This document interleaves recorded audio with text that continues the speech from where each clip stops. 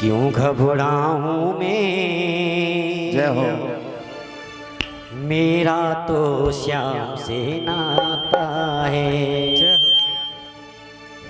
मेरे जीवन की गाड़ी, मेरे जीवन की गाड़ी श्याम चलाता है।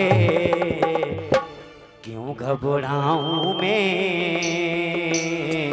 मेरा तो श्याम से नाता है।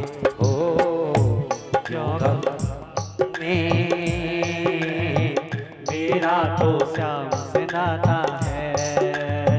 मेरी तो जीवन गाड़ी, मेरी तो गाड़ी श्याम चलाता है। क्यों घबराऊं मैं, मेरा तो श्याम से नाता है। क्यों घबराऊं मैं, मेरा तो श्याम से नाता। और महाराज जो हमारी मैया स्वागत कर रहे हैं राजू भाई साहब की माता जी, है ना, इन्हीं की इच्छा थी महाराज। ये गई मथुरा जिला में हमारी कथा सुनने, जो मैया बैठी है इन्होंने कथा कराई थी, तो महाराज उस कथा में गई। 12 जून से कथा इन्होंने कराई थी। उस कथा में गई, डेट फाइनल करवाई, बोले हाँ कथा होनी चाहिए महाराज। तो मैया का बहुत बहुत साधुवाद। मैया कहती है हमसे कि तुम खाते नहीं हो पीते नहीं हो। मैया हमें दूध दे देती, हमें ध्यान नहीं रहता। आज भी धरो रहेगा वो गिलास। सॉरी।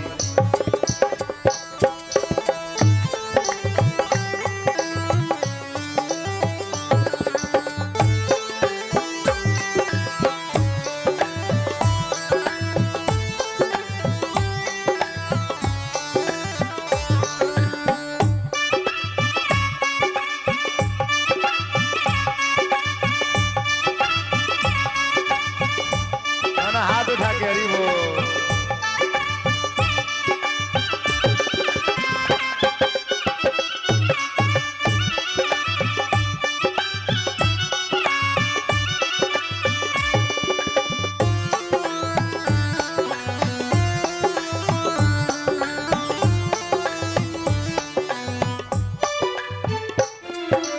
जब जब मुझको पड़ती है दरकार, श्याम हमेशा रहता है तैयार।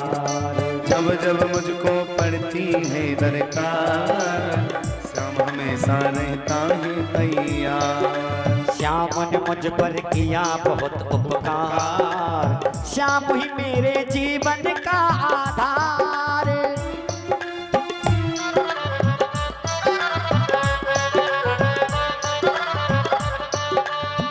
हरदम ये मुझ पर अपना, हरदम ये मुझ पर अपना रोब जमाता है। क्यों घबराऊं मैं, मेरा तो श्याम से नाता है। ओ क्यों घबराऊं मैं।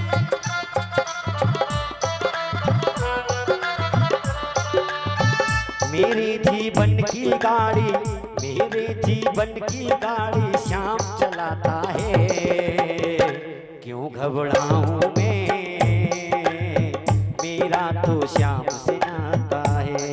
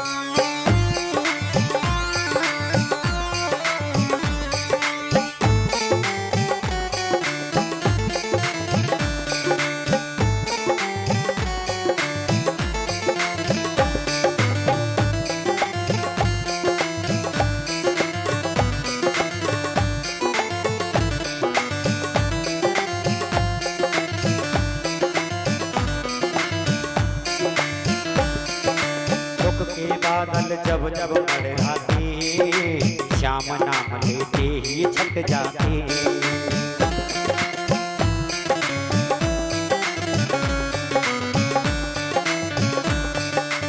बाल विवाह का वो ना कर पाते, कभी दोबारा नजर नहीं आते।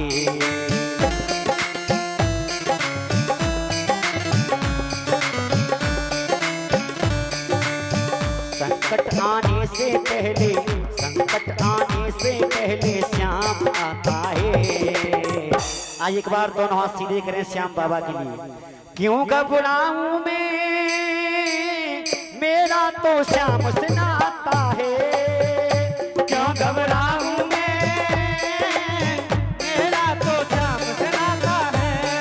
ओ मेरे जीवन की गाड़ी, मेरे जीवन की गाड़ी श्याम चलाता है। क्यों घबराऊं मैं, मेरा तो श्याम से नाता है।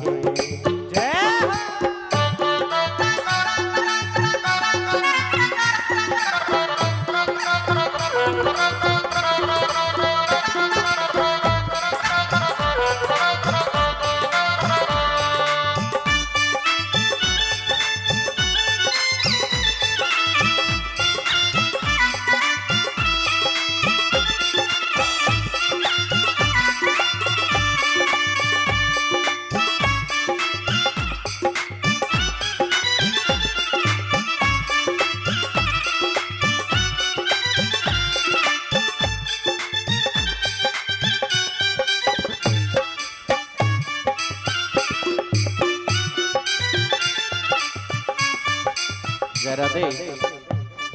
और जो भी भक्त महाराज जी का सम्मान करने के लिए आए थे, उनके बारे में मुझे नाम पता ज्ञात नहीं है। सभी का बहुत बहुत साधुवाद, धन्यवाद। और जो भी भक्त सम्मान करना चाहते हैं वे कुछ समय के बाद करेंगे। जय श्री बोली बांकी बिहारी लाल की जय। इसी मध्य हमारे साउंड ऑपरेटर भी प्रथम भैया महाराज जी का सम्मान करके गए थे। और श्रीमती रीना जी का परिवार आया था महाराज जी का सम्मान करने के लिए। बहुत बहुत धन्यवाद, साधुवाद।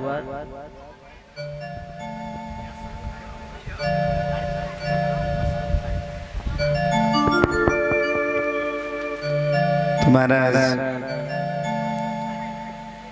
हमारे जो साउंड वाले भैया हैं प्रथम, उन्होंने स्वागत किया। वैसे हम इनसे बहुत लाड जानते हैं, ऐसी बात नहीं। आज साउंड बहुत अच्छा चल रहा है, ताली बजा दो इनके लिए। हाँ, ताली बजा दो। अब जब नहीं चल रहा था तो थोड़ा हमने थोड़ा हल्का सा खींच लिया था कल, तो हमने नहीं खींचा था। हम तो तुमसे लाड प्यार करते हो, महाराज जी यहाँ आते तो उन्होंने खींच दिया होगा। हम तो प्यार तुम्हारा अब स्वभाव व्यवहार बहुत अच्छा है, बोलचाल में और वैसे। बेचारे को मैं कितना भी डांट लूं कुछ नहीं कहता है, तो बहुत अच्छा है। हाँ, आज तो बढ़िया बजाओ ना, बढ़िया बजाया। हाँ, ताली बजाओ एक बार। बोलो राधे राधे, जोर से बोलो। क्यों घबराऊं मैं, मेरा तो श्याम से नाता है। हो क्यों घबराऊं मैं, मेरा तो श्याम से नाता है।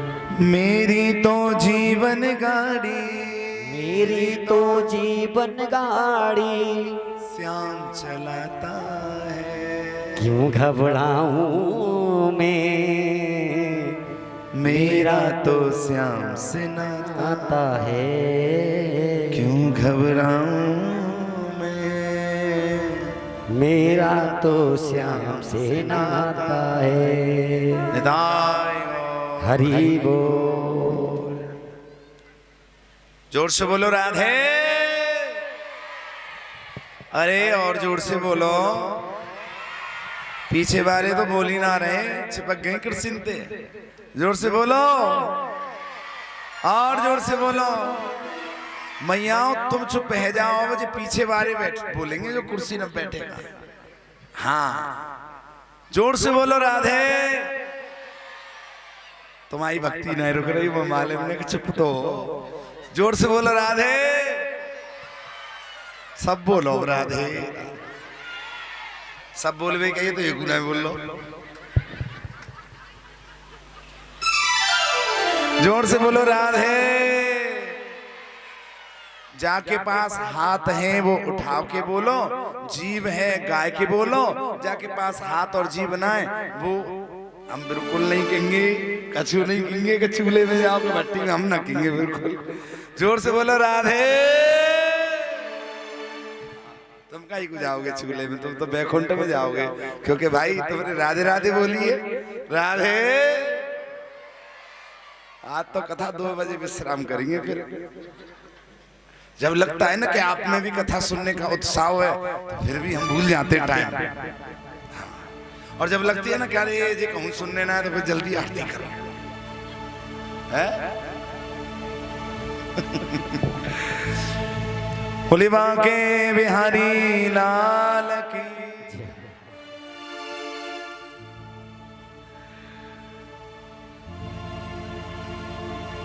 अच्छा सही सही बताओ, कथा अच्छी लग रही है? कितनी अच्छी लग रही है? इतनी कि इतनी? अच्छा इतनी। अच्छा इतना मैया कह रही इतना।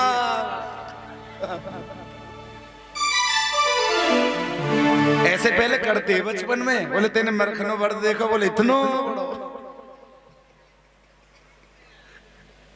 जोर से बोलो राधे राधे।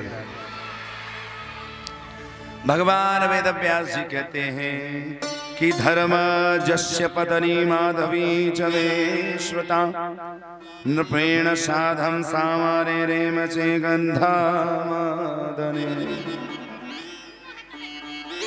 संयारत गरी कृत्वा पुष्पं चंदन चर्चितम् चंदनालिप्त सर्वांगी पुष्प चंदन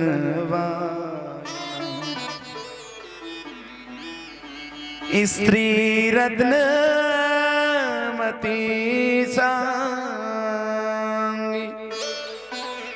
रत्न भूषण भूषिता कामुकी रसिका श्रेष्ठा रस के न संयुक्ता सुरते विरति नास्ति तयो सुरत वी गयो गतम देव वर्ष ततम च ज्ञातम च देवानिशम कि ततो राजा मतिं प्राप्यम सुरताद्वर राम च काम की सुंदरी किंचन च तृप्तिम जगाम सा। जन्मेजय ने एक बात पूछी, प्रभु ये बताओ माँ भगवती और किस किस रूप में प्रकट हुई, और किस रूप में प्रकट हुई, और किस भगवती के स्वरूप से मेरे गोविंद जल्दी मन जाते हैं। ठाकुर जी को जल्दी प्रसन्न करना हो तो किस माता का, किस देवी का सहयोग लेना है? बताओ किसका सहयोग लेना है? तब कहने लगे हैं कि धर्म शस्त्र पत्नी माधवी च श्रुता नृपेण साधम सारा में देव चे गंधा मादने। भगवान कहते हैं वेदव्यास जी, जिस भगवती के अवतार से, जिस माता से अधिक जल्दी ठाकुर जी प्रसन्न हो जाते हैं, मैं उसकी कथा श्रवण कराता हूँ। मैं उसकी कथा श्रवण कराता हूँ। बोले एक धर्मध्वज नाम के राजा थे, उनकी पत्नी का नाम माधवी था। और जब वो अपने महाराज सांसारिक सुख में प्रवृत्त हुए तो उनकी पत्नी गर्भवती हो गई। और जब गर्भवती हो गई तो उनके गर्भ से एक बड़ी सुंदर कन्या हुई। क्यों हुई? कि उन्होंने मां जगदम्बा की आराधना करी। मां जगदम्बा की आराधना करी तो एक पुत्री उत्पन्न हुई, जिसकी किसी से तुलना ही नहीं की जा सकती। ऐसी सुंदर पुत्री किस दिन और किस तिथि को प्रकट हुई? कि सुबह क्षणे रे सुबह दिने शुभ योगे च संयुतः शुभ लग्ने शुभांगे च शुभ स्वामी ग्रहान्विते कार्तिक पूर्णमया मायां च सितवारे तपाधजम् सुवासचा साच पद्मवांश पद्मनिं ताम मनोहरम्। उस माधवी ने महाराज कार्तिक की पूर्णिमा में शुक्रवार के दिन शुभ योग में, शुभ ग्रह में, शुभ लक्ष्मी में, शुभ नक्षत्र में लक्ष्मी जी के अंश रूपिणी और पद्मनी तुल्य महाराज कमल के समान कोमल बड़ी पवित्र कन्या कौन प्रकट की? पता है? जिसका नाम तुलसी माता था। बोलो तुलसी मैया की जय। कार्तिक मास में शुक्रवार के दिन शुभ नक्षत्र में, शुभ तिथि में, जिसका नाम, जिसकी तुलना किसी से न की जाए, तुलसा। बोलिए तुलसा महारानी की जय, कृष्ण पटरानी की जय, जय जय श्री राधे। महाराज तुलसी महारानी, आपको जो पता है, सबसे अगर भगवान के भोग में तुलसा ना हो तो भोग माननी नहीं है। तो उन्होंने पूछा ही कि जल्दी किस देवी से मन जाते? बोले तुलसी अर्पण कर दो, कुछ करो मत करो तो कृष्ण बस में हो जाते हैं, कृष्ण बस में हो जाते हैं। हाँ बोले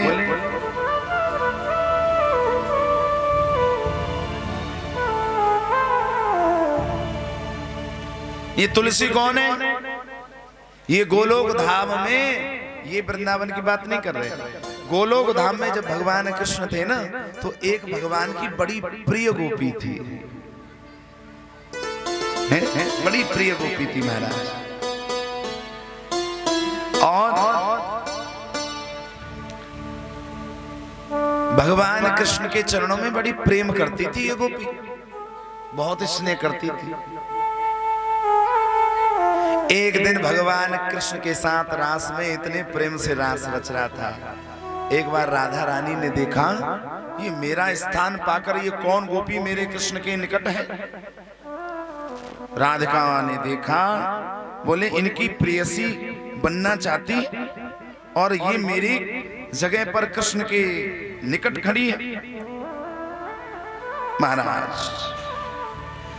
तब माता राधा रानी ने महाराज कुपित होकर के और उस गोपी को श्राप दे दिया कि तुम मनुष्य योनि को प्राप्त हो। उस गोपी को, वो गोपी कृष्ण से प्रेम करती थी। तुम मनुष्य योनि मेरा स्थान पाना चाहती हो, और कृष्ण तो सबसे प्रेम करते थे। तो बोले जाओ तुम्हें मनुष्य योनि प्राप्त होगी। वहीं पर महाराज एक सुदामा नाम का ग्वाला था, गोप था। सुदामा नाम का ग्वाला वो प्रेम करता था उस गोपी से जो गोपी प्रेम करती थी कृष्ण से। सुदामा नाम का ग्वाला उस गोपी से प्रेम करता था जो गोपी कृष्ण से प्रेम करती। श्राप दे दिया राधा ने। महाराज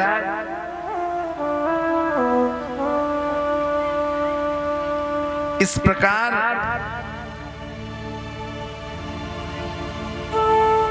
उसको भी श्राप मिला, उस ग्वाले को भी, उसको भी मनुष्य योनि मिलेगी, क्योंकि उसने कृष्ण की प्रेयसी यानी कृष्ण की जो प्यारी गोपी है उससे प्रेम किया, प्रेम कर बैठा। जब उसको भी श्राप दे दिया तो महाराज वो चरणों में गिरा। तब कहा उसने, सुदामा, भगवान कृष्ण ने कहा सुदामा नाम के ग्वाले से, गोलोक धाम की बात है। गोलोक धाम कहाँ है? बैकुंठ से और ऊपर नित्य धाम है, उससे भी और ऊपर गोलोक है महाराज, सबसे ऊपर जहां से सृष्टि रचती है। बोले चिंता मत करो, तुमने इस गोपी से प्रेम किया और इस गोपी ने मुझसे प्रेम किया, तुम मनुष्य योनि में जाओगे और ये गोपी तुम्हें प्राप्त होगी और तुम शंखचूड़ नाम से विख्यात होंगे महाराज। और इसका तुम्हारा मनुष्य योनि में तुम्हारा प्रेम सफल होगा, तुम्हारा विवाह इसके साथ होगा, गोपी के साथ। लेकिन गोपी हर जन्म में कृष्ण से प्रेम करती थी, लेकिन भगवान का दायित्व है, भगवान सबकी इच्छा पूर्ण करते हैं। क्योंकि उस सुदामा ने घनघोर तपस्या की थी उस गोपी को प्राप्त करने के लिए, तो उसकी तपस्या भगवान विफल नहीं करेंगे। तो ये तो शंखचूड़ नाम का राजा बना, सुदामा नाम का गोप।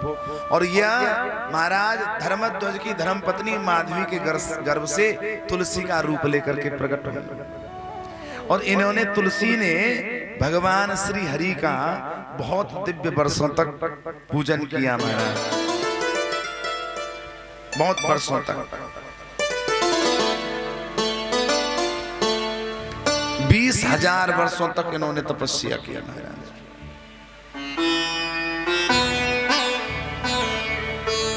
और महाराज इससे पूर्व उन्होंने एक बार और तपस्या की, बदरी वन में 1,00,000 वर्ष तक कठिन तपस्या करी कृष्ण को प्राप्त करने के लिए, कृष्ण को प्राप्त करने के लिए महाराज। तुलसी माता ने प्रार्थना 1,00,000 वर्ष महाराज भगवान कृष्ण को। इधर उसने शंखचूड़ ने भी तपस्या करी तुलसी को प्राप्त करने के लिए। भगवान ब्रह्मा एक बार प्रसन्न हो गए, कहा वर मांगो, क्या मांगना चाहते? तो उसने कहा मैं हरि को ही अपने वर के रूप में पाना चाहती हूँ। तब उन्होंने कहा आपके लिए शंखचूड़ का अवतार हो गया, क्योंकि उसने आपसे प्रेम किया। तो इस जन्म में, इस शरीर में आपको शंखचूड़ से ही विवाह करना पड़ेगा, उसका विवाह आपसे होगा। तब इस शरीर को तुम त्यागोगी, तब तुम्हें हरि का दर्शन होगा, तब तुम्हें हरि का दर्शन होगा। क्योंकि मनुष्य योनि में आए हो शंखचूड़ के लिए, तुम्हारे लिए शंखचूड़ आया है।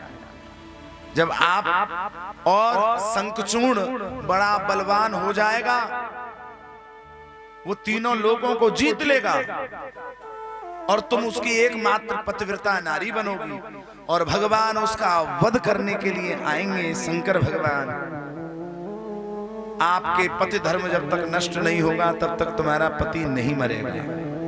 तो भगवान स्वयं तुम्हारे दरवाजे पर चल करके आएंगे, आपकी तपस्या के वशीभूत। हुआ ऐसा ही महाराज, तुलसी का विवाह शंखचूड़ से हो गया, और तुलसी का विवाह शंखचूड़ से हो गया। ब्रह्मा जी ने एक भविष्यवाणी और कर दी कि जब तुम इस शरीर को त्यागोगी तो तुम्हें एक बड़े सुंदर नाम से विख्यात होगी ये तुलसा। तुम शरीर को त्याग करके तुम वृंदावनी नाम से प्रकट हो जाओगी और वृंदावन में जाकर प्रकट हो जाओगी।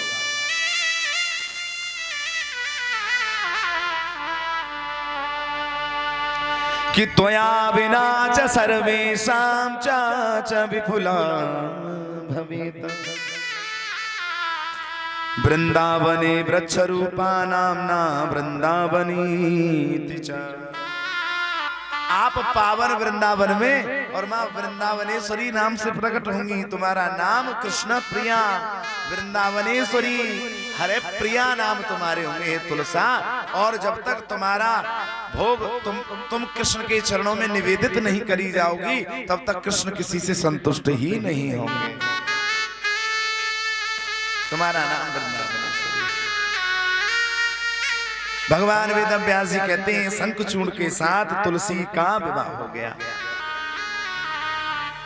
जब से तुलसी के साथ विवाह हुआ शंखचूड़ और बलवान हो गया। जिसकी धर्मपत्नी पतिव्रता नारी हो उसके पति को अपने आप बल मिल जाता है महाराज। जिसकी पत्नी पतिव्रता नारी हो, जो स्त्री एक पति को ही हमेशा धारण करती है महाराज, अपने आप के अपने इंद्रियों पर संयम रखे एक पति को ही धारण करती है आजीवन, उसका पति किसी को कभी भी जीत सकता है महाराज।